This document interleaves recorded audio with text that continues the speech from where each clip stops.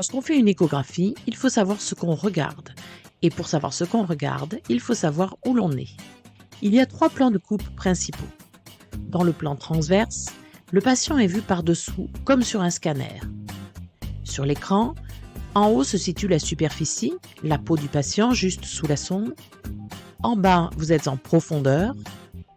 À droite de votre écran, la gauche du patient, puisque vous le regardez par-dessous. Et à la gauche de votre écran, la droite de votre patient. Pour vous repérer dans l'image que vous voyez sur l'écran, il faut être certain que votre sonde est dans le bon sens. Il y a plusieurs façons de se repérer. En voici 2.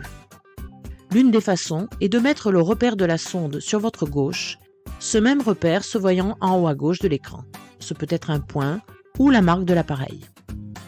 Mais une autre façon plus élégante et plus pratique consiste à poser sa sonde transversalement sur le patient, de déplacer votre sonde vers votre droite et les nouvelles images apparaîtront depuis la droite de l'image. Un peu comme si vous éclairiez avec une lampe de poche dans une pièce sombre. Cette façon de faire est plus pratique car retrouver le repère de la sonde n'est pas toujours facile et de plus, cette façon va s'adapter à toutes les positions de votre sonde. Dans le plan sagittal, votre coupe est longitudinale, le repère de la sonde vers le haut, vers la tête du patient, ou bien, toujours plus élégamment, quand vous allez vers ses pieds, vous découvrez ce qu'il y a vers la partie caudale de votre patient.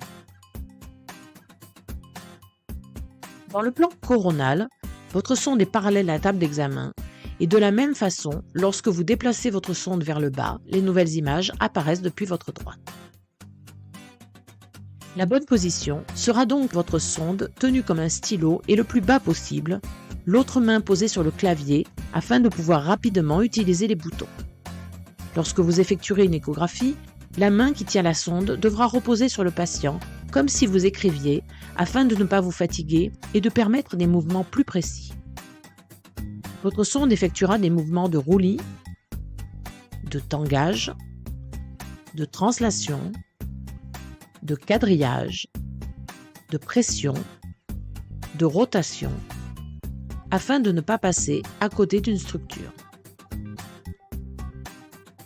L'échographie pelvienne transabdominale est capable d'identifier et de diagnostiquer la plupart des conditions gynécologiques et obstétricales, y compris les urgences.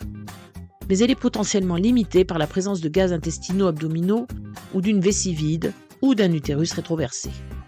Si de mauvaises vues sont obtenues, il faut alors proposer une échographie transvaginale qui offre la meilleure visualisation des organes pelviens féminins. Orienter sa sonde endocavitaire dans le bon sens n'est pas très difficile car l'ergonomie est telle qu'on peut difficilement se tromper. Nous avons l'habitude de voir les planches anatomiques de cette façon. Sur une patiente allongée en suspubien, il faut en fait se représenter la patiente en position allongée et tourner cette image de 90 degrés. Voici donc la vue sagittale obtenue. En superficie, la peau de l'abdomen, en profondeur, les vertèbres, à droite de votre écran, la vessie, et l'utérus en arrière s'il est antéversé ou antéfléchi. Vous ne le verrez pas s'il est rétroversé, car l'espace derrière la vessie sera alors rempli par du tube digestif. Si vous passez en endocavitaire, alors c'est comme si votre image tournait encore de 90 degrés. Vous aurez une image directe sur le col de l'utérus. Veillez à positionner votre sonde dans le cul-de-sac antérieur et à ce que la patiente ait vidé sa vessie. Si votre utérus est antéversé, vous obtiendrez alors cette image. S'il est rétroversé, l'image sera inversée. Votre sonde devra bien sûr parcourir tout l'utérus et chercher les ovaires en la mobilisant doucement dans le vagin, de gauche à droite. Pour la vue transverse en suspubien, c'est exactement la même chose qu'en abdominal. Votre sonde devra s'incliner du bas vers le haut dans un mouvement de roulis pour découvrir la totalité de l'utérus et s'incliner de gauche à droite dans un mouvement de tangage pour chercher les ovaires. En endocavitaire, tournez votre main de 90 degrés en sens anti-horaire et bougez doucement votre sonde pour parcourir tout l'utérus. Vous savez désormais où vous situez sur l'écran.